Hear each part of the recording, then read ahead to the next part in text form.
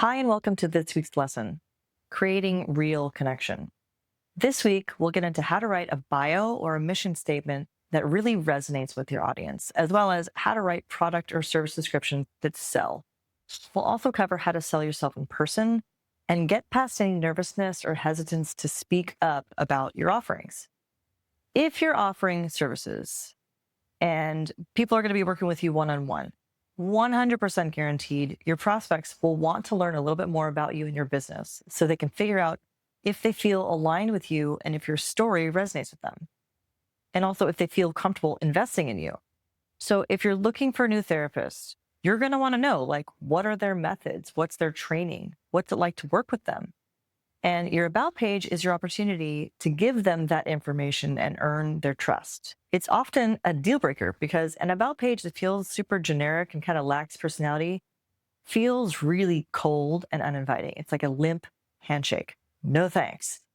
But when you put your personality, your philosophy, and your values into your About page, into your story, you're really giving people a chance to know you as a human and fall in love with your ethos.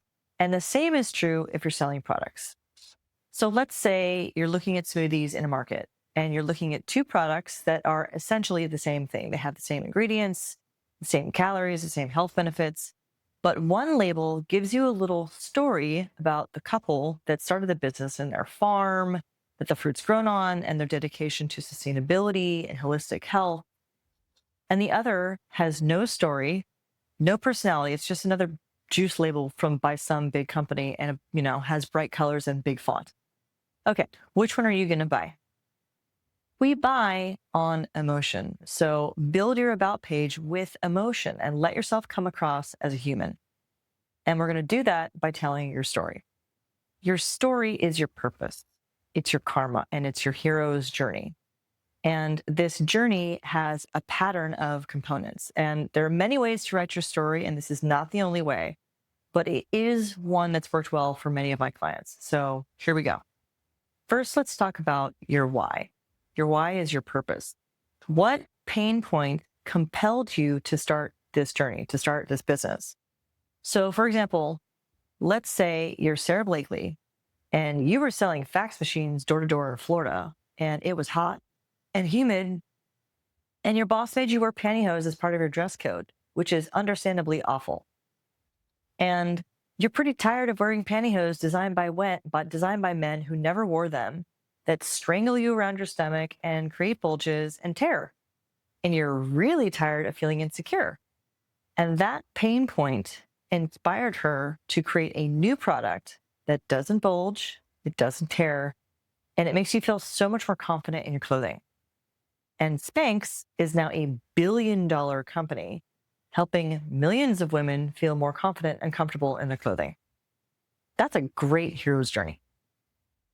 Her purpose was her discomfort and her insecurity. That was her pain point. Her action, her story, was to create products to help women feel more comfortable and confident in their appearance. So, what's your purpose? What was your pain point? And what action did you take to resolve it? How did that experience help you define your values and convictions? What do you stand for now? And what goals are you committed to help your clients or customers reach? What messages of hope can you offer to your clients or customers? You don't have to be changing their life, but you could be enriching it in some way. How have you helped others resolve this pain point? And also, were there any additional stages of this hero's journey, achievements, certifications, awards you've won to help you earn your audience's trust?